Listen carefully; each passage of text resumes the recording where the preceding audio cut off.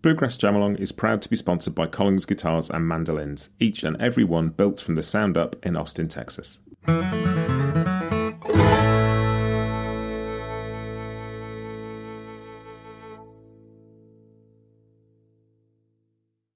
Hi, this is Matt, and you're listening to Bluegrass Jam Along, the podcast for anyone and everyone who loves bluegrass.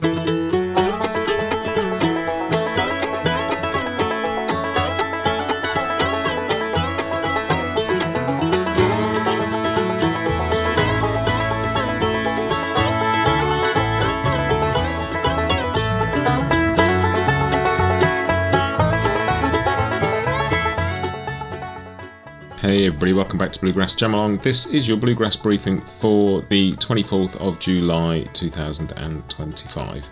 And it's an IBMA Awards special. I'm going to run through some of the nominees for the IBMA Music Awards this year and get you up to speed on all of that. Feels like that's an interesting way to spend an episode. I will be back with a traditional briefing with more news and releases and announcements next week, but I thought it'd just be fun to run through some of these because not everybody sees the lists and it's always a fun talking point. Before I get on with that though, just wanted to recap on what was on the podcast last week. I put out an interview with Sarah Watkins of I'm With Her, out of Nickel Creek, of course, talking about I'm With Her's latest record, Wild and Clear and Blue, which I have had just an extraordinary couple of months listening to. It's, I've found it just, like on one level, just a beautiful listen, but it's also a really deep record that has really resonated with me, and I absolutely love it. And I had a fantastic conversation with Sarah about it. Yes, do go back and listen to that one. If you are the kind of person who comes to this podcast occasionally and can't decide which episode to listen to, I would highly recommend that one. And if you're the kind of person who listens to every episode, you may well have heard it already, and thank you. But I really enjoyed that one. It was a really special one for me. I've been listening to Sarah's music for 20 odd years now, and there's something glorious about getting to have these conversations, because at the same time as it being Sarah Watkins of Nickel Creek and I'm With Her on the other end of the call, it is also just me chatting to a musician about their music and my connection with it and their connection with it and the stuff behind being an artist, and it feels like the most natural thing and the most astonishing thing at the same time. I love getting to do this podcast, I think is what I'm stumbling towards saying. But yes, really enjoyed that episode. Please do go and listen to it. This week I don't have a full-length interview for you, but I am going to put out a bite-sized episode, which is just a little section from one of the previous interviews. I'm just trying to resurface some of the older stuff for newer listeners and for people who haven't. I'm well aware there's hundreds of episodes and not everybody's heard everything.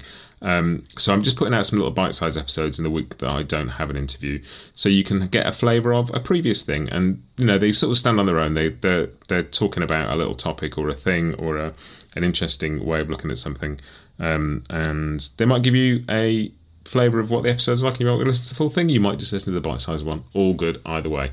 Right, that is enough waffle about how much I love my podcast and why you should listen to the next episodes. Let us go through. Well, there isn't a section for this. It's not news and announcements, it's not new releases, it's just IBMA Music Awards. So I'm going to play you a tiny bit of transition music and we will crack on.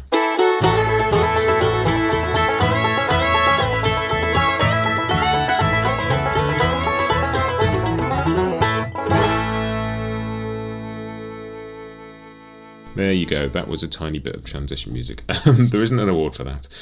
If there was, it would go to Bryan Sutton because he wrote and played that. And there would also be a nomination for Justin Moses because he played the fiddle. I will never get bored of saying that. So, what do we have in the International Bluegrass Music Awards? So, for starters, these are being announced and given out in September this year at IBMA World of Bluegrass in Chattanooga, which I am very much hoping to be at. I think I'm going to be there. It's almost certain I'm going to be there. But I'm just sorting out some final details, but looking forward to that. That'd be amazing. Going to start with some instrumental stuff. Guitar Player of the Year this year. The nominations are Billy Strings, Bryan Sutton, Cody Kilby, Molly Tuttle and Trey Hensley. Bryan and Trey both been on the podcast more than once. Fantastic lineup of guitarists there. Who is your favourite? Who would you like to see get it this year? Who do you think should be Guitar Player of the Year? If you've got any thoughts on these as they go, do get in touch on social media and kind of join in a bit of a conversation. I'm always fascinated to know, like I have my favourites, and there's all sorts of things that play with things like this. It's not necessarily about who's best, it's about who hasn't won and who deserves a chance, or who's had less of the spotlight, or just you might love a particular record. There's lots of reasons for picking these things, and it's always fun to talk to other people about theirs. So if you've got any thoughts, come find me on Instagram or Facebook and tell me what you think. I'd love to hear. Or you can just email me, matt@bluegrassjamalong.com. Next, Banjo Player of the Year. And this year, lovely showing in terms of gender split on this one. Looking great. Fantastic list of players. Alison Brown, Gina Britt, Kristen Scott Benson, Ron Block and Tony Trishka. Alison's been on the podcast. Kristen's been on the podcast. Tony's been on the podcast. And actually, Ron is going to be on the podcast later in the year. So, yes. I'm in the great list there. Who is not a worthy winner out of that lot. Mandolin Player of the Year. We've got Alan Bybee, Jesse Brock, Ronnie McCory, Sam Bush and Sierra Hull. Again, with all these lists, they're so strong. Who would you pick out of those? Fiddle Player of the Year, interesting one. Bronwyn Keith Hines and Jason Carter. Maddie Denton, Michael Cleveland, Stuart Duncan.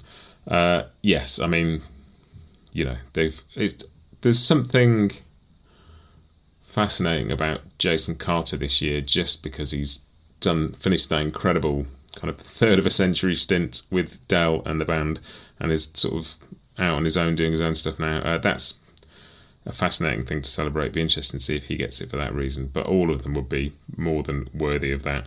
I love listening to all of those. Bass Player of the Year, Barry Bales, Mike Bubb, Missy Range, Todd Phillips and Vicky Vaughan. Missy and Todd have both been on the podcast. Todd particularly recently chatted about David Grissman. Who do you fancy for that one? Let me know. Resophonic Guitar Player of the Year, Andy Hall, Jerry Douglas, Justin Moses, Matt Ledbetter and Rob Ikes. Again, great bunch of players. I think the one person would be nice to see on that list as well is Gavin Largent. Love his playing. Would love to see him on that list. So that's your instrumental categories. The vocal categories, Male Vocalist of the Year is Billy Strings, Dan Tominski, Del McCory, Greg Blake and Russell Moore. Fascinating list. It's nice to see Billy on there. I know Billy gets a lot of attention for all sorts of things, but I do think Billy is every bit as good a singer as he is a guitarist. And maybe the guitar playing is a little bit more attention-grabbing than the singing, but I think Billy is a beautiful singer, as they all are on that list. Fascinating. Female Vocalist of the Year, AJ Lee, Alison Krauss, Brooke Aldridge, J. Lee Roberts and Sierra Hull. Again, with Sierra, obviously, instrumentally, we all know Sierra is incredible. But again, I think a great voice. Really good list there. Really interesting to see who gets that one. What else do we have? We have New Artist of the Year next on the list. New Artist of the Year this year, AJ Lee and Blue Summit, Bronwyn Keith Hines, Jason Carter, Red Camel Collective and Wyatt Ellis. And two of those people are married to each other, Bronwyn and Jason. It'd be extraordinary if it ended up on their collective mantelpiece. But yes, I really like the New Artist of the Year category. It's just a chance to sort of shout about some stuff that doesn't always get noticed. And that is often true with the next category, which is Distinguished Achievement Awards. They're not always the most obvious things. And Missy Raines is getting one of those this year. Kuzin Al-Noth is going to get one. Penny Parsons, Ron Thomason and Sidley Austin. It's a really nice chance to celebrate some of the people who maybe sit more behind the scenes with stuff. And tune in when the awards are given out as part of the industry awards. Earlier in the day, on the same day, it's the Thursday when the main Bluegrass Music Awards are given out. They have the industry awards, and it's also live streamed on Facebook. And you get a chance to see some of the people behind the scenes collect their prizes and be celebrated in a kind of meaningful way. Because I think one of the things I love about Bluegrass, and we've talked about this on the podcast lots of times, is that the division between the industry and the performers and the audience is pretty blurry. There's a lot of overlap. The Venn diagram of lots of people sit in a couple of those circles at least. And I love that about it. It's not an industry and some music, and the two are separate. So yeah, that's really cool. This year, the Hall of Fame entrants will be Arnold Schultz, Bluegrass Cardinals and Hot Rise. And those will be done in the evening kind of music awards ceremony. So all really well deserving there. We've also got the nominations for Album of the Year, and this year it's Arcadia, Alison Krauss and Union Station, Carter in Cleveland by Jason Carter and Michael Cleveland, Earl Jam, Tony Trishka, Highway Prayers by Billy Strings, and I Built a World by Bronwyn Keith Hines. I've been lucky enough that I had Bronwyn on to talk about that record. So if you want to know a bit more about that one, go back and dig out the interview with Bronwyn. Also had a wonderful chat with Tony about the Earl Jam project and how that came about, and that was a lot of fun. So go and check that one out if you missed it. And I also talked a little bit to Jason Carter about the Carter and Cleveland record when he came on to talk about his time with Del McCoury. Some great records in there, really interesting, really interesting. I'm a huge fan of Earl Jam. I think that's a wonderful album. I think if I was pushed, that's who I would give it to this year. But, I mean, all really well-deserving, really cool records, those. As always, be fascinating to see who wins. That is it. I would really love to hear. It's a funny one with the podcast because I put these out and you listen to them and that is it. It's a kind of one-way broadcast thing. But I'd really like it just for this episode if people jump on social media or email me and just let me know what you think about these. I'd love to know who you think might win, who you think should win, who you think aren't on these lists who should be, if there's any categories that we don't celebrate with awards that you think we ought to. I find awards ceremonies and kind of lists of bests of and all that really interesting. Not because they are the best or whatever, but they just provoke some conversation, and I think conversation around music is always good, and hearing people talk about why they think such a person deserves an award or why somebody's overlooked or underrated or all of that. I'm not so interested in who you think is overrated, but I'm really interested in who you think is underrated. So come to Bluegrass Jam Along's Instagram or Facebook or Threads or email me. I'll put links in the show notes so you can find them really easily if you're not already there. But yes, that is it. So we'll be back to the more normal format next week, and also obviously I've got the bite-sized episode on Wednesday. I will leave you there for this week. Have a great week and happy picking.